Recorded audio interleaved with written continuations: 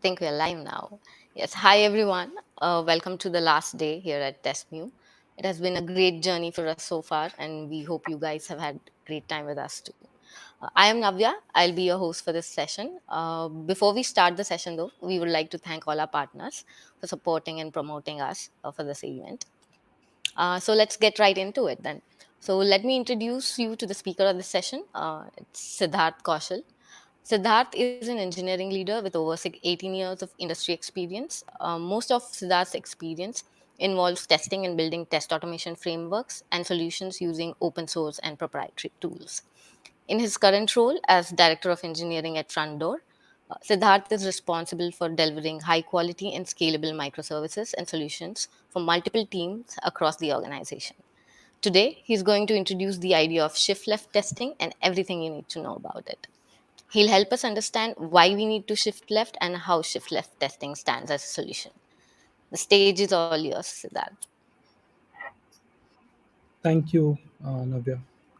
Thanks for the introduction. And hi, everyone. I really hope you are able to enjoy the session, and I'll take questions at the end. So let me just quickly get started. I'm sharing my screen.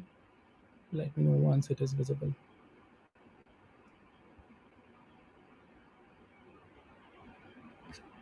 Can you guys see the screen?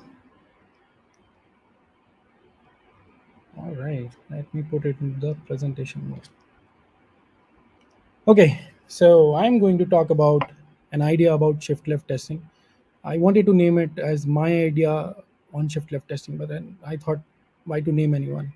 So let it be an idea about shift left testing. All right. So today we are going to talk about what's and whys and hows around shift left testing. It's not something which is unknown to many folks, but let's go through it again and see how it works. Okay. So first of all, what is shift left testing? As its name suggests, the definition is pretty simple. You don't have to think through uh, the definition after looking at the term. It's very simple. It's like in your software development lifecycle, you should be testing earlier and you should be testing often, which will give you multiple benefits, which include early defect detection, better product quality, cost saving, smaller development cycles, ownership, which relies with the whole team, and most important point, as per my opinion, is little to no chance of requirement changes as the last moment. So, I mean, this definition is not something which I have coined. This was coined long back by Larry Smith. At least this is what provided at the wiki page, and the context of this particular topic is available on multiple websites, multiple resources, and in my one of the last slides, I have collected some of the links for you to refer. Okay, let's go next. So, why is shift left testing needed? And before we go there, let's try and understand the problem statement, not in general, not by definition, but based on one of my real time experience. So, although I had this idea, and many of you would be having this idea, this term of shift left testing has been known to many leaders since a long time, maybe by different name, but people have started realizing it's important as in when they actually met the problem. That's what happened to me as well. So sometime back in one of my previous organizations, when I joined that organization, I got into a challenge where I was asked to lead a team which had a situation which had 100 plus defects open at per day kind of situation, and it was in that state for different reasons. All the development team was trying to fix the defects, but they were coming back from QA, not like they were always getting reopened, but QA teams were finding more defects. It was a team of 10 plus developers, 5 plus QAs, TPM, PM, and a development manager. So I went into that project. I tried to look into that problem and then try to see why is this a problem. So if you try to look at it, you will easily see that number of defects are not reducing per day. And because number of defects were not reducing, team's confidence was going low. Management was losing confidence. People started blaming each other, and it's not between the teams like dev versus QA. It was between dev and dev, QA and QA. It's a lot of challenges because it was such a mess that people could not commit to a specific date of release, and the date which was committed earlier had been shifted thrice when I joined the particular project. And the defect log was so dynamic and so huge that triaging was not looking good. People were trying hard. I'm not saying anyone was not giving their 100%, but it was a situation in the project where people just go into that loop, daily coming in, looking at the defects, fixing them, new defects getting reopened. And this is like a cycle where people don't even realize that they have to come out of it tomorrow or day after tomorrow. They just keep on doing it normally. So, where was the problem? If you look at this situation, you will clearly see the lack of testing or lack of involvement of QA at the early stage. And by early stage, I mean, I'm not asking that early stage as early as the requirement level, but at an early stage where someone is fixing a problem and the other one is not even aware of what the fix is. So how can anyone test it? And if QA is involved later, they might identify a lot of problems based on their scenarios or data, and that becomes a problem. Obviously, people were focusing on dates of delivering the solution earlier, so they were not quality focused at that time. There was a lack of automation. I mean, being in industry for so long, I have seen, and probably most of you have already seen, that when the pressure of date comes, we take automation out. We try to take automation out of the picture by making a mistake. We don't want to invest in automation. So yeah, there was lack of automation because people were thinking, yeah, I'll quickly test it and just move along. That was not happening, right? And because it was, I mean, there was no automation, there was no quality focus, so there were inaccuracy in the estimation.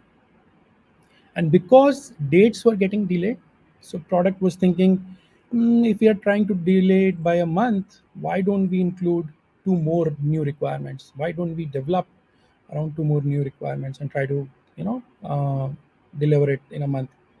So now development team would be divided into two teams internally. One would be fixing the existing issues, one would be thinking about the solution of the new requirements. More complexity. um, Now, how did we solve this problem as a team? So it starts at a very basic level. First of all, you have to understand the problem of the team. You have to sit together, try to jot down the current scenario, try to see what are your milestones where you want to go, try to identify the steps to reach there, and most importantly, try to have that mindset of moving forward. Try to break this monotony of developing daily and identifying issues daily and just going this cycle and coming out of it. I know everyone wants to come out of it, but when you are in this situation, you don't know the right way of moving out. So we started thinking about it, and we identified that let's sit for 2 days um, in a cafeteria, not in a conference room. We identified that if we sit in a non-formal, informal environment, then probably we'll be able to interact more. People will be able to talk to each other freely. It was more like a lecture than any other thing, where people were discussing problems. They were pretty open. They didn't have to, do things in a particular manner. So that's when camaraderie started building, and it also allowed us to think that we should not be taking up new requirements. We were able to convince PM that, okay, we are going to focus on this problem, so we will not take on new requirement. As as a team, we started coming closer. So we started introducing things like applying unit testing and buddy testing at the start, which started I did problem identification at an early stage and taking responsibility as a team. If someone had fixed a problem and the problem was not completely fixed and introduced new things, no one would go to that developer and ask, why did you do that? But the whole team would take a responsibility that we should have caught this earlier. And then most importantly, we started celebrating smaller victories. The first instance of that was day one, we actually fixed 30 defects and only 5 came back as the new defects. So numbers started reducing. And later on, as the day progressed, as the month progressed, we were able to deliver the project. Now, if you look at this whole problem statement, where does shift left testing come into the picture? And the answer is simple. Like our definition states that we should test early and test often. Please forgive me for my drawing. I tried to draw uh, the concept of shift left or testing at every stage using Xkelly Draw, and I ended up drawing handbags for shopping. So don't treat that as a shopping scenario, but it is just trying to tell you that we have to test at different stages. We should test at requirement gathering stage, at design stage, at development stage, and obviously at deployment stage. That's the simplest of rules for a shift left testing. Okay, now let's start talking about the different ways in which shift left testing has been implemented. Again, this is not something which I have thought of or I have written. This is available on internet, multiple sites, including LambdaTest, which has published a blog, an article on the shift left testing altogether. So I've taken inspiration from all that material. So the basic model of shift left testing states that you should start having your unit testing along with coding, which is your traditional shift left model testing, P model testing.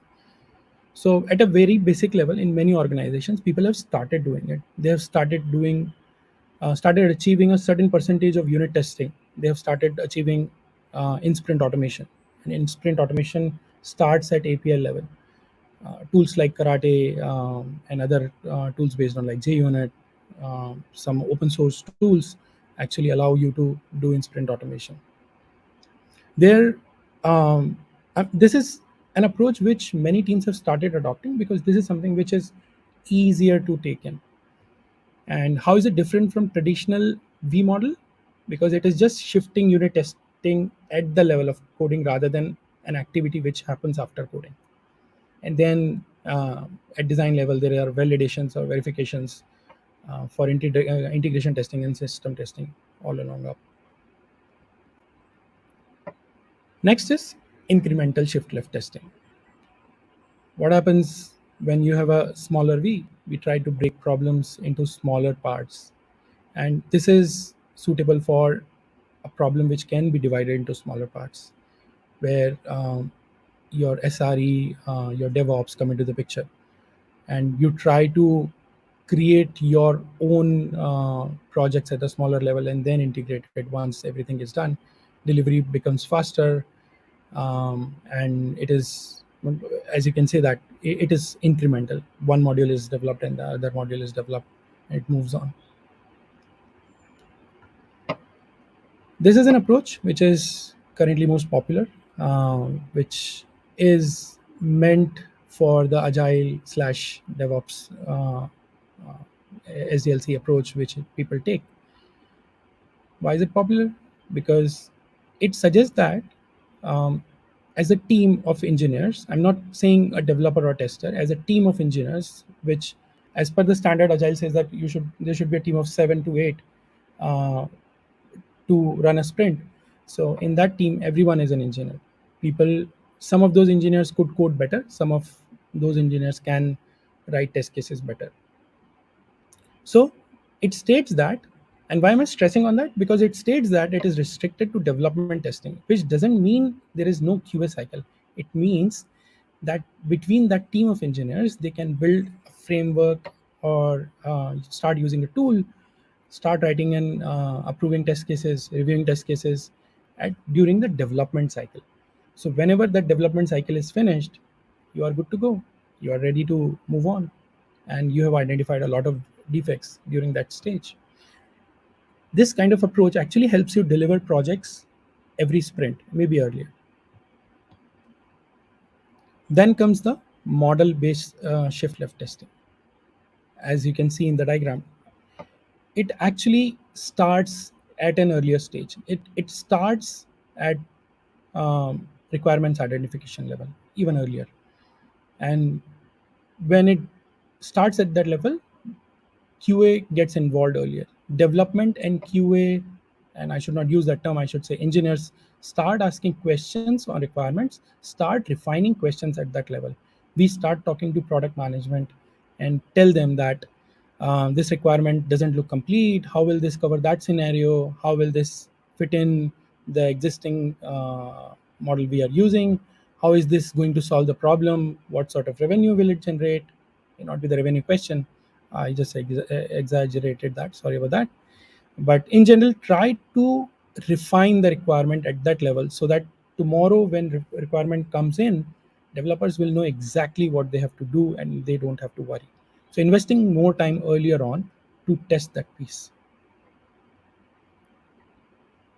Now, that's all about the background. That's all about the build up.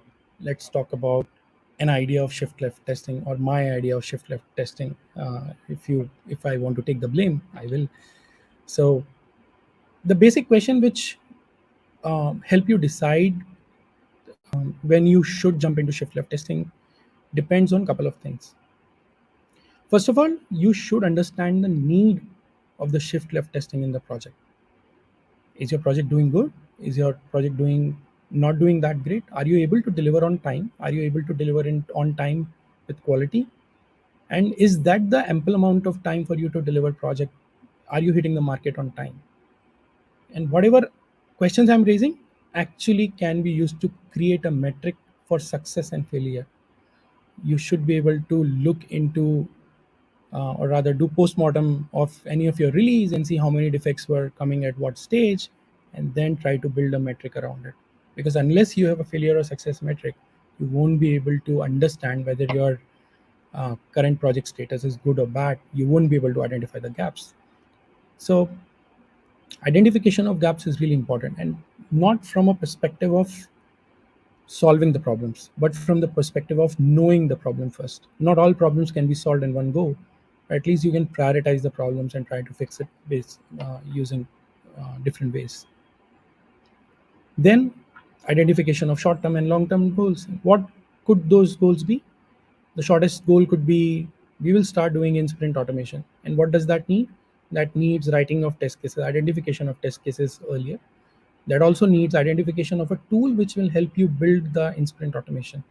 That also involves review of the test scenarios you have written. So a lot of things around a short term goal. And similarly, you start thinking about long term goals. What will happen after we run this cycle for 6 months? What will happen after 8 months? Um, then obviously identification of right framework and tools. And why am I saying that? Because I believe that there are a lot of tools available in the market which can help you build your automation, which can help you write your test cases in the right manner, which can help you create a traceability metrics from requirement to the results of automation. Any automation framework which is being written by a team, the basic uh, requirement or basic outcome of that automation framework should not be how much percentage of how many percentage of automation test cases have been automated, but how much of that automation being consumed by the development team. Otherwise, it is a solo project. You're working on automation. Once release is done or once release is happening, slowly you will take that automation out of the picture because that will become a hurdle in the release. So unless it is being consumed by your development team, or if possible earlier by product team, it doesn't make a lot of sense. You won't be able to take a lot of benefits out of it. It might become a burden later on. So identification of right tool set is extremely important. And last but not the least, you should take smaller steps in the right direction. What do you mean by smaller steps? All these steps which I mentioned about what I talked about include those smaller steps. Let's move on. So, what can a shift left testing contain? I have read through a lot of articles. I have heard a lot of talks on shift left testing. I've also spoken to a lot of veterans as well as newcomers who have different ideas of shift left testing. And many of them sometimes limit it to a certain, I would say, way of testing things. Many of them push it towards development team. Many of them feel that functional testing should not be included because it will take more time. Many of them deprioritize stuff like code coverage, test coverage. But in my opinion, and that is my opinion, shift left testing should include a true shift left testing framework should include all of these things and maybe more, because this way it looks a huge list, but if you start investing some time in building a framework which has a capability of doing this, then slowly and gradually you are moving in the right direction to achieve a framework of shift left testing which will give you better results, which will give you at least an idea of how well you are doing with your software development lifecycle. um, Open source tools, using like a language, simple language like Python, you can build an automation framework without taking any automation framework in consideration. You can build your own automation framework which can help you build REST API automation. You can use a Golang based uh, automation tool or open source framework which can help you build unit test cases as well as functional test cases. I talked about Karate earlier. Using Karate, you can build your functional test cases, integration test cases at the very early stage, and use those the same scripts to perform API level performance testing at the earlier stage. That will give you a lot of idea. So yeah, these things should be included in shift left testing, and like I said, many more. Let's move on. How do we implement this idea of shift left testing? So, like we talked about this earlier, we should identify the current state and maturity of the project to measure the success. And this measurement doesn't happen on emotion, it happens on data. Let's identify if your project is doing good or not. Even if there is a need or if there is no need of doing it, let's understand where it is now and where it could go tomorrow. So, based on that, you can come up with a metric, come up with criteria based on which you can decide whether it is going good, bad, or there is an opportunity to grow bigger. In my opinion, like I talked earlier, one should start with traditional shift left. Let's start hitting the target one by one. Let's start doing unit testing. Let's start building unit test cases for each feature, which should be like at least 90% coverage, 90% with 90% coverage. Let's start writing API level test cases earlier. Let's start using them while before delivering the feature. Bring everyone on board by choosing the right automation framework. It could be a combination of multiple open source tools and building a framework around that, or it could be a single automation framework which can integrate with the available tools in the market. Documentation is must. I I wanted to take an example of one of the engineers I work with, who happens to be a UX engineer, and I was really impressed the way he documented the thing. He was building, so in that organization, no one was actually focusing on really doing shift left. But then this guy picked up his UX pieces, started building components, and started using open source tools and some AI driven technology based tools to build component level unit test cases, component level scenarios, and then started using the tools to test the look and feel of those pieces using visual test automation. I was really impressed. And that guy was creating the documentation of each piece. So tomorrow, anyone would try to contribute to it or just wanted to have a look at the current state of the development. These guys, the other guys, would be able to do it without any failure.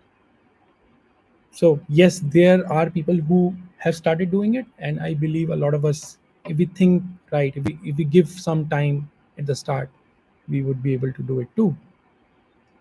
Periodic check-ins, which means maybe you have to set the goals for yourself. Maybe you have to um, create a milestone for your own self and then show it to others, which will give you a right feedback, and you will be able to build on top of that. Last and but not the least, looking for improvements. So while I was working with IBM long back, there was a term which IBM used to convey to all the employees, and we believed in that. It said that innovation that matters. So that is not something which is specific to that organization. It is something which has really hit me hard, and probably many of you would already be knowing it and believing in it. Improvements don't mean doing, or rather, innovation is not something like filing patents always. It means trying to identify problem on day-to-day basis and try to fix it in a smarter way, not quicker, maybe quicker. So yeah, we should be thinking about improvements all the time. All right. So all about an idea of shift left testing. Why should we do it? How can we implement it? Now, what are the tools which can support it? Let's talk about the smaller ones. I should not call them smaller ones, the ones we can talk quickly. Metric to measure success and failure. We have talked about it. If we don't have that metric, it will be very hard for us to even judge whether we should do it or not. Point number three, consistent checkpoints for testing at each level. If you're not able to create that, and you just try to get something ready and push out of the gate at the end, you may not be able to do it. You may be able to miss out on opportunity of creating a better stuff. Then comes the point number two, which includes the usage of tools which are available in the market: DevOps based tool, unit testing tools, API testing tools, visual testing tools, etc., etc. And there are a lot of tools, including LambdaTest, which allows you to build such a framework which can be utilized, consumed by development and QA at the same time, and identify defects earlier. All right. So, like I said, here are some of the resources. Um, Probably some of you have already gone through it. If not, try to look at it. You might find a lot of repetitive things, but then you will have your own experience about shift left testing. Why do we need it? Whether you need it or not, and what is the better way of doing it. So take a look at these and get benefited. All right. So that's it from my side. I'm ready for questions. I'll stop sharing. Yeah, that was a great session for that. I think we learned a lot about shift left testing. We do have a lot of questions, so we can take it one by one. Sure. So let's start with this one. What is the major challenge you have faced while implementing shift left testing? I'm sure Yeah. you faced, you worked with Oh, many. yeah. I think it is not only me, it's with everyone. And it is not only about shift left testing, it's with every change you try to bring in at an organization level, at a team level, at an individual level. Right, Mindset is the biggest thing. If you are not having the right mindset, you won't be able to move forward. right, So, unless you have this approach of moving forward, thinking through openness about the new ideas, it's really difficult, which is why I believe personally that biggest challenge is the mindset. All right, right. Well, very well put there, Siddharth. So we do have a lot of questions as well. We'll take another one. So let's take another one. So Abhinash says there are various approaches to shift left testing, which I think you've covered. What's your opinion on the ideal one? So is that an ideal one? Siddharth, what is your opinion? Yeah, so again, it is going to sound like I'm trying to be diplomatic, but it's not the Mm-hmm. case. Right, The ideal approach depends on the current state of your project. There is nothing ideal that way. It's a right, perspective. In your situation, it could be traditional shift left, or in someone else's position, it could be model based shift right, left, or maybe a hybrid of a couple of things. I don't know. right. So I don't think so. There is an ideal one. What suits you, basically, I guess. Great.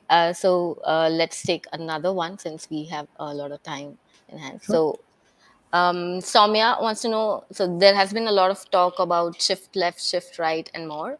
Can embedded hardware company benefit from shift left and continuous testing in such kind of projects? In my opinion, yes. So testing is not applicable to software, Right. and shift left is just a concept. Correct. How can you do it is something you decide, because I'm not the best judge of saying or telling you that embedded software can be tested earlier using this way or that way. Right. But yes, it is a mindset. So whenever someone is coming to you with a requirement, the new set of requirements, or even Hmm. some changes in the existing ones, Right. Right. you should know the right questions to ask. And before even going there, you should know what your current system does. Many a Right. times we don't understand our current system and try to improve it because we want to improve it. So let's try and Right. understand the current system, the problems around it, and the problems which are faced by customers. Because Right. if you're not able to solving the right problem, you're not helping the organization. Correct. Very well put there, Siddharth. So we have another one from Trevor. It said, "What would you recommend to companies that want to benefit from shift left for legacy projects? So how would you go about treating Yeah. that?" So this is something I have faced earlier. Yeah. It includes a couple of things. First of all, legacy projects, if they are active, you have to handle it differently. If it is in a KTLO mode, you have to handle it differently. So let's talk Right. about a bigger problem. If it is active, then you have to first of all sit as a team and talk through the list of requirements which are coming to the picture, highlight the priority ones, try to see if there is an automation framework or automation tool which can help you build automation around it, and Right. start thinking of building automation on core pieces first. uh, Right. Right. and by core pieces, I don't mean the functionality which will impact more, but the core Hmm. pieces which will give you better ROI. The pieces where uh, you are doing repetitive testing multiple times, identifying those Right. areas first, building automation on top of that will really help you. Right. Great. We'll probably take a couple of more questions and then we can wrap the session up. Sure. Ruth wants to know, how long do you think it takes teams to truly shift left? um, Is there a time frame? it's a tricky question, and it's Yeah. an extremely good question. Thanks for that. So I think it can take a lot of time. S- Right. like I said, if you start even thinking about moving towards traditional shift left, you have to identify a tool, Mhm. you have to build a framework, you have to bring Right. in everyone on board, and then, like I've been repeating myself on this, start getting involved earlier in the requirements. Identify. So Right. whenever you're giving an estimation, start giving that extra 24 hours only for automation understanding or requirement gathering, and that ways you'll Right. be able to build it. In my opinion, moving towards traditional shift left, Mm-hmm. it will take some time. I can't give you a timeline. Right. As per my Yep. experience, we did it in 1.5 years on the, I mean, for the first organization. So Right. it might take lesser or more time for you, depends. Yeah. Yeah. I think it definitely depends. So let's take one last question before we can wrap this up. So Sure. Siddharth wants to know, So Mahati was not working. Yeah, that's a great question, and there could be multiple places where it cannot work. I'll tell you one example. There are many organizations which are trying to deliver faster, trying to come up to market first, and then try to um, look into the response from users and then go back and do it. The people who are Right. already in the shift right mode, sometimes their shift left may not work. Um, but that could be a wrong statement if I state that. So it all depends on the mindset and the pressure on the project, on timelines, where it'll be really hard to build any shift left model. Right. Great, great. Thank you for all the answers, Siddharth. I think that's about the time we had today, guys. If you have more questions, you can probably connect with Siddharth later. Absolutely. We have fluid spaces. We have one-on-one networking. You can go and catch up with him there as well, or you can probably ping him. And then connect with him. But yeah, Right. thank you for the great session, Siddharth. I had a lot of fun and learned a lot as well. I hope the others did too. Thank you so much. Thanks a lot. Thank you, guys.